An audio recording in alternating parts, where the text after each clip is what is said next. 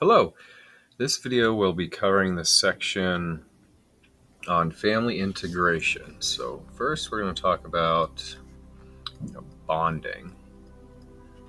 So bonding with their newborn, between the parent and the newborn. So this begins in pregnancy.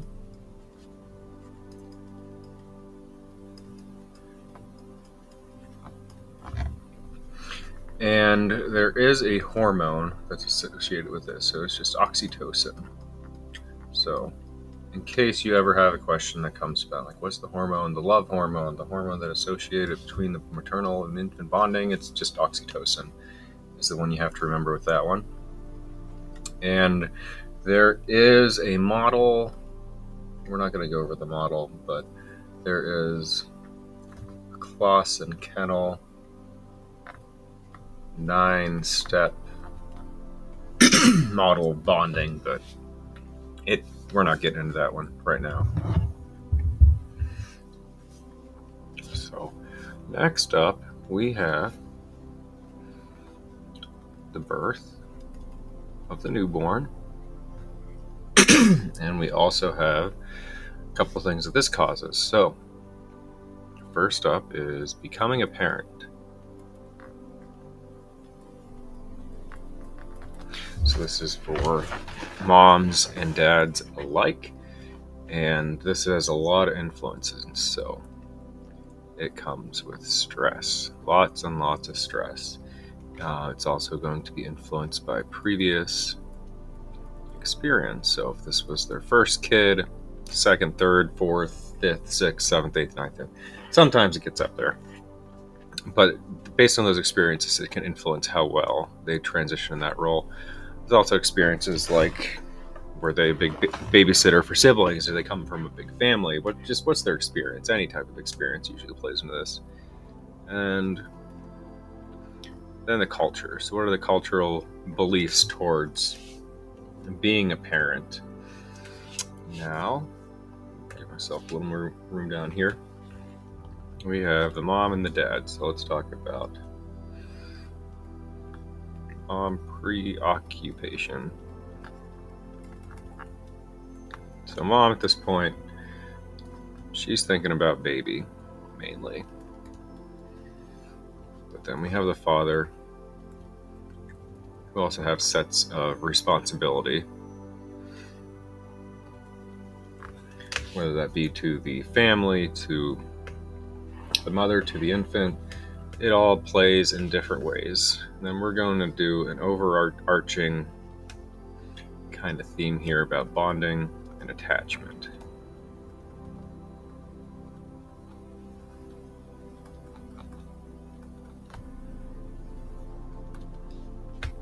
So some things that they might say is they'll look at their baby that comes out, and they're like, "This thing's a blob. I don't really know this thing. I don't know what it is." But that's normal. It can happen. So feelings of love are not always instant, and that's okay. That's not to say that they're not going to appear, but it's not always an instant process. Sometimes they have to give some time to go by, and some things that come up. So we always are going to break this into bonding and attachment. What are the facilitators, and what are the barriers? So what makes it good? What makes it worse? So let's talk about barriers first, because they're kind of interesting when it comes to babies in the NICU, or moms and newborns, and dads too.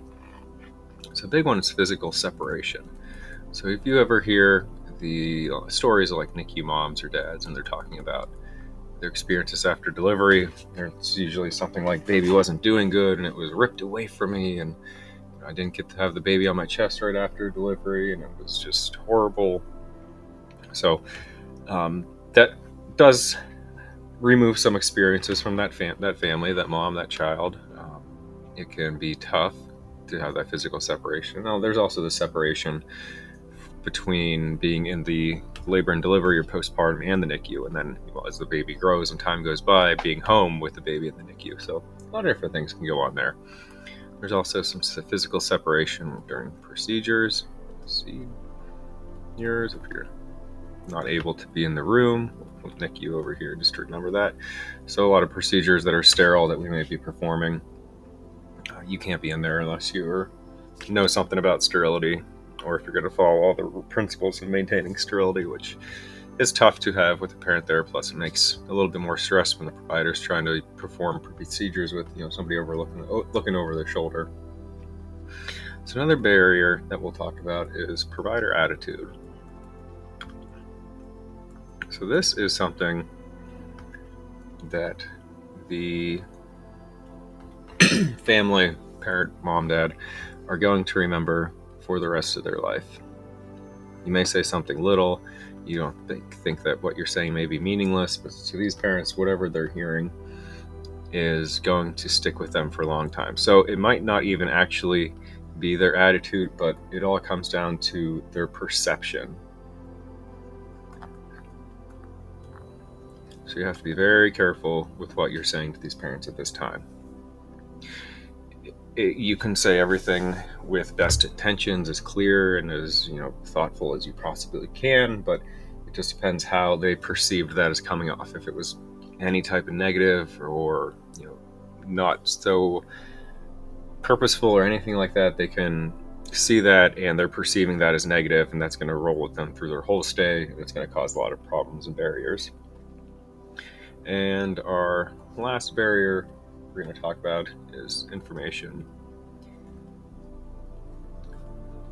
and environment overload. The NICU is having a baby is tough. Having a baby in the NICU is even tougher. So it is not something that comes easily. It is very, very challenging. There's a lot of support. Some of the research I'm involved with, we're looking at ways to kind of help parents be a little bit more prepared, so they're kind of not so information environment overload. They can at least know like some of the people, the equipment, what they might be seeing. There's a lot of stuff going on there that they don't know about, that they're never going to have to know about, but they will for the next couple months or however long their infant happens to be there. So facilitators. So a big thing or overarching theme on this is facilitate involvement. So our providers make sure that we're encouraging our families to be involved, that we're asking the parents if what they want to do, we're encouraging them to do things if they're not comfortable with it, to just get that first experience out of the way, and do anything that we can to make sure that they're participating, that they're allowed to be parents, because the worst thing that we can do is make them feel like they're just visitors and they're not parents. So make sure we're doing everything that we can. So at the very least, we want to aim to give them 60 minutes of private time.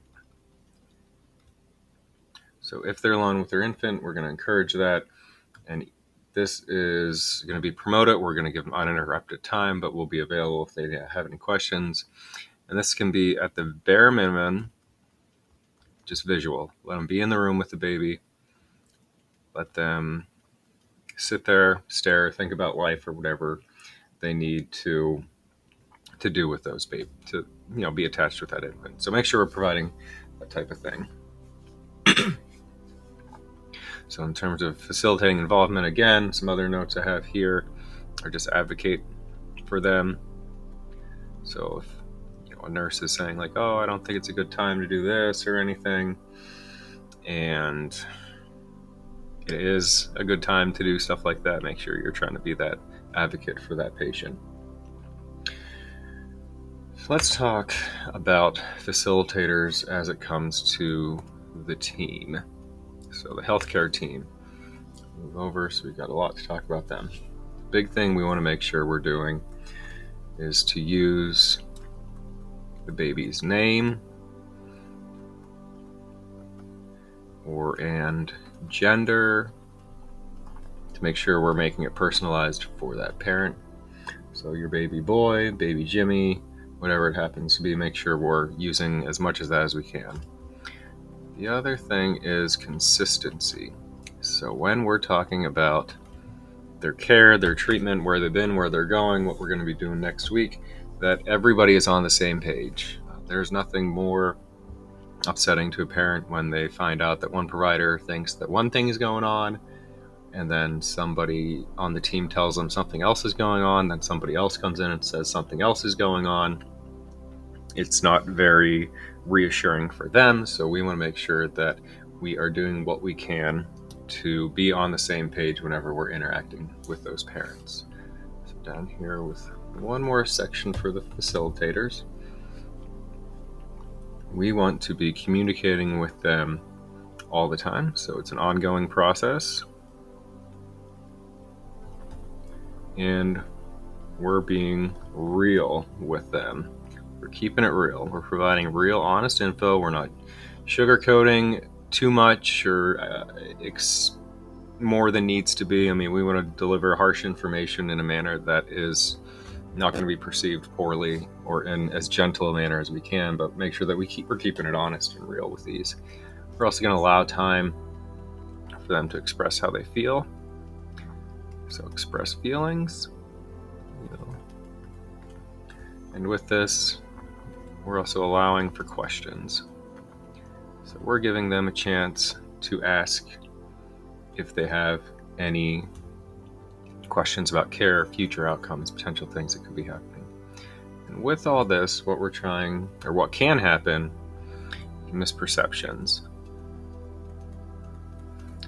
And this is misperceptions specifically with the info. So we want to make sure we are continually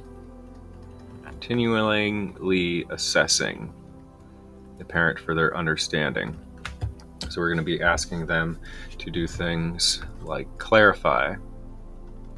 Can you tell me what you understand about the baby's treatment? Can you explain some more about what do you understand about what's happened so far? What have they told you, or what do you feel like you understand about what's going to happen next week with this procedure, anything like that? And we can do anything we can to facilitate the transfer of that information a lot as well. So pictures make things a lot easier for many people to understand. That's why I draw them, because when they say a picture is worth 1,000 words, it really is. As you can look at the picture here, depending on what's in it, and it can give you literally a wealth of information that just looking at the word picture could not give you. So different topic, but definitely something that we want to take into consideration. So we talk about what we can do to promote the family integration. So it wouldn't be a lecture on integration without family-centered care topics. So let's talk a little bit about what's called baby-friendly.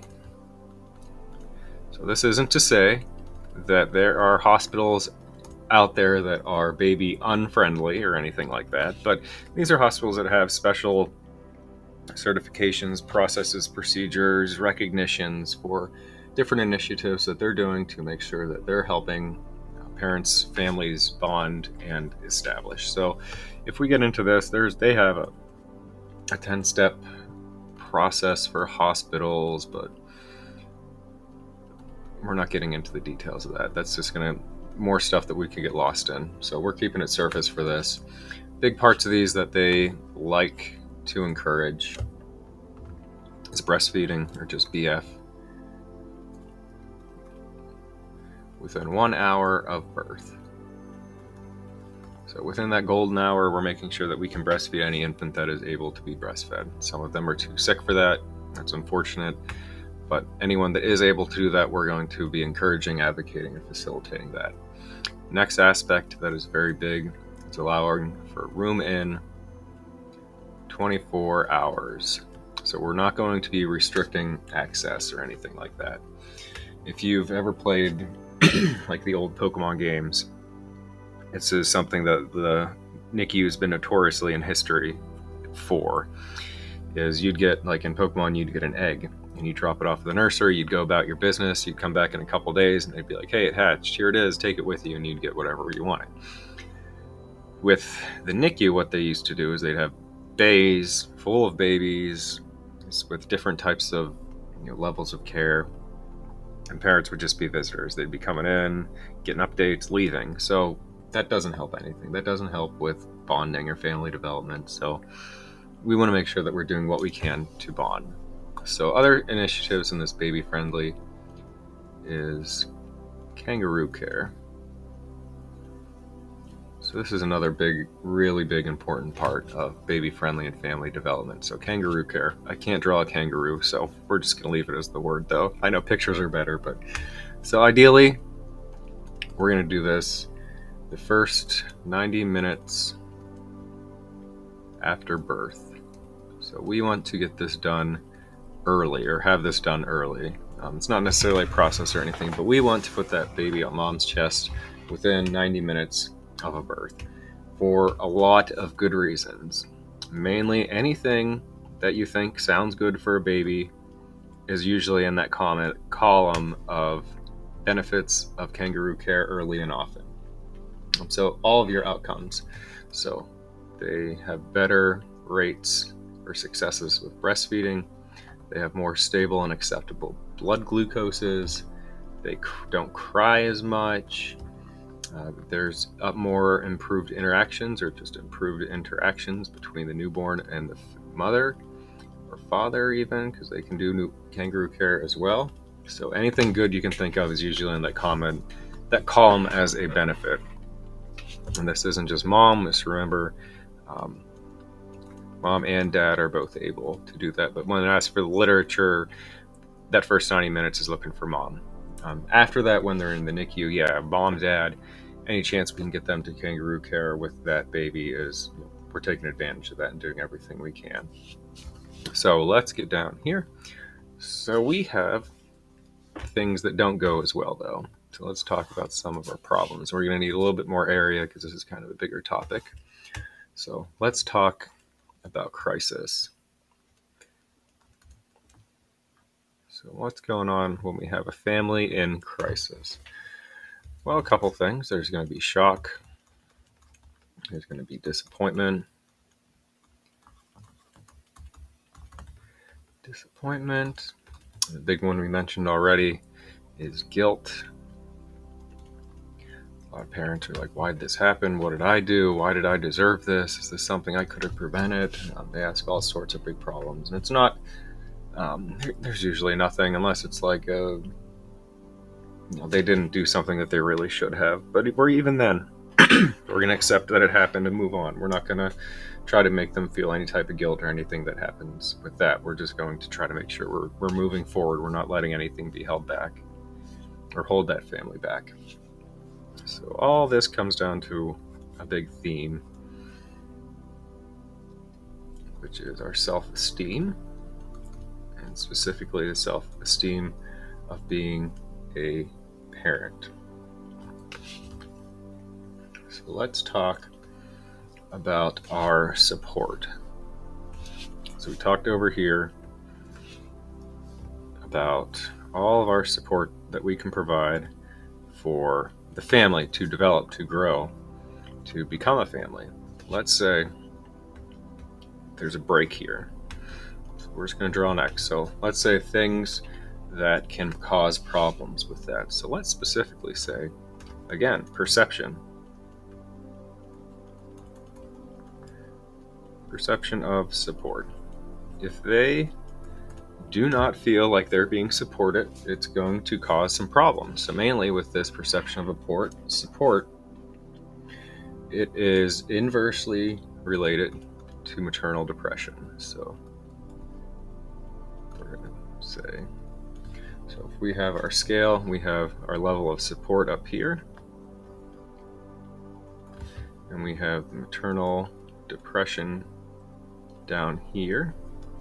So the more support we provide, the less likely we are going to be experiencing that depression or problems among mom. So their perception is going to be influenced by a few things. Over here is going to be the care and support that they perceive. So do they think this baby and them are getting the care? And this is going to be influenced by a couple things. I don't like lists, but so their care and support throughout their stay. So during their labor? How well did those nurses take care of them? Do they feel like the hospital is out to help them or not really do a whole much for them? What was their care during the baby's first days? What was the separation like? Did we find ways to make sure we facilitated the mom to see the baby when she wasn't able to physically be there? And the other one are hospital policies, which we talk about COVID all the time now. The ones that were limiting the visitation to the hospital for the mom, for the family members, for anything like that. I mean, the policies can definitely have a negative or positive impact on that family developing. So it's something we definitely want to pay attention to. And then their other side of this one, so the actual care and support that they receive is on one end. On the other hand, we have staff behaviors. Let's put staff here. So the actual medical team. So we talked about that a little bit already, but just to remember, early comments have lasting impressions. So you could say something to this family at that time, and they will remember that for the rest of their life. And that's what they're going to be taking away from their entire hospitalization. They remember, I remember that doctor, nurse, respiratory therapist, whatever it happens to be told, said this, and it could be positive, it could be negative. They could, and they're going to take that with them. If it's important to remember too that it might not be completely factual what they took. It is going to come down to their perception of what happened. So we're going to try to do our hardest to over exaggerate good points or what we're trying to get across to these parents. So getting into our crisis too. So crisis equals stress, definitely. Any crisis is going to lead to stress. So definitely some things that we need to make sure we're paying attention to. So stress, again, it's really personal. It's going to be based on their history, family factors, their experience in the hospital. So how well do they think that their experience was? Where they support it? And then with the stress and the hospitalization is the ability to accept and understand. So once we get these parents to a point where they understand and accept that we have a sick infant, she's in the hospital, we're doing what we can to take care of him, and that's when you can start really making that progress. When you have all the stress, it's really going to impair your bonding, and it's not going to go over very well. It's going to make it challenges. They will perceive that the bonding's not going well. They might perceive the staff isn't helping them, and it's really going to cause a lot of problems. But once they're able to accept and understand, we have a lot of stuff, good things that happen. So we get improved trust and their experience with the providers. They experience and understand the appearance of the baby. So what they always say, they have like a premature infant, like how weird it looks, or how they're not really sure, and it's all weird. But once they accept that, this is the infant, this is just how they look now, you can get ready to move on. They accept what the illness actually is, and what the treatment options are, what are the long-term outcomes. They understand their concerns. And this goes for long-term concerns, like what's this baby going to end up like in the future. This also goes for like the short-term concerns, like is the baby going to get out of here alive? And then the big part of accepting and understanding comes down to their loss of a few things. So when they have a kid in the NICU, they can say they lose that feeling of being a parent. So they lose a bit of their role of parent, and then they lose control of the situation. So they're not directing the baby's care. Yes, they're a big part of it, and they have the ultimate say in what's going on, but they're essentially out of control of this situation. They can't do anything. They don't know all the IV tubes, tubings, machines, anything like that. It is up to the medical staff instead of them, and they don't know. They have to rely on others, and trusting others can be stressful and not a good experience for some people. But there are some things to be good. So we want them to get to the point of accepting and understanding this crisis. So we're going to make our broken symbol here. So what happens when they don't accept or understand and they don't get through this crisis in a healthy manner? Well, there's two outcomes that we're going to talk about. So the first one is just maladaptation.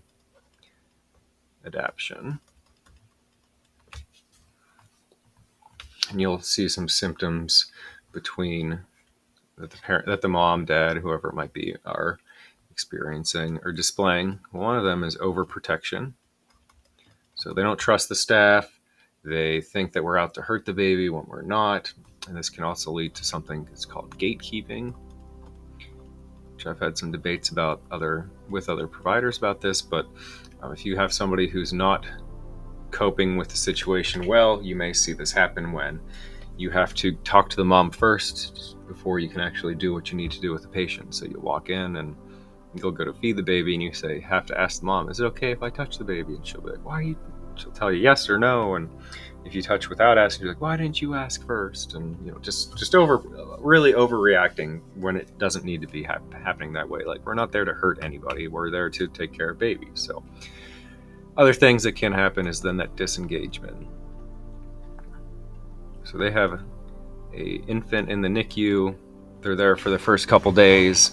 They get discharged and they're kind of MIA. We don't hear from them very much, if at all. Sometimes they're just kind of non-existent. We can't get a hold of them. We don't even know if they're still around. But they can exhibit both of these signs. I've had some that they're disengaged, but when they're there in person, they're gatekeeping, they're overprotective, they're not letting people do what they need to do to take care of the baby. So just two extremes, and sometimes they bounce between the two, and it's just not a good situation to be in. And then the unfortunate side of things too, we're gonna move up here so we don't run into the other side, is just parent disorders. So our parenting disorders. So a couple things that are going here that you may see, and these are more symptoms with the infant along with the parents. So unfortunately, like, you'll see stuff like failure to thrive. So you have an infant that got discharged with a specific feeding plan or something like that, and they're like, yeah, cool, whatever, and they say they're going to follow. They tell you, a lot of times we've seen this, is they'll, once they're getting to that point of disengagement, they'll tell you what you want them to say to make you shut the hell up, because they don't want to hear it, they don't agree with it, and they know the sooner they just say, oh yeah, you're right, that you'll stop talking to them. So definitely something you want to watch out for. But failure to thrive is, the infant is not getting the nutritional support that infant needs to adequately grow as a baby. And we can see this even in infants that come in that were full-term babies, but they're not growing well, and we think that, oh, is there a disorder or something? And sometimes it's just the parents simply don't care. They're not engaged purposefully or non-purposefully. I mean, socioeconomic status does come into play, so that's also something that can happen. But the one that's never questioned is this child abuse. If it's coming up, we report it, and we make sure that it is addressed immediately. We're legally required to. So definitely we want to pay attention to that. Another aspect we have is what's called the vulnerable child syndrome. So this is just an infant that is more at risk because of their condition, their chronic conditions, where they came from in terms of having to spend time in the NICU, and they're at high risk for developing problems. And a lot of these problems all boil down, even with a healthy preterm infant, are developmental and emotional problems. So we'll talk about this in the discharge one, because there's a lot of interesting stuff that goes on in terms of preterm infants that are discharged and the worries that can come up with them. So in terms of this one, I know it's a big one. There's a lot going on. So we'll just talk about this.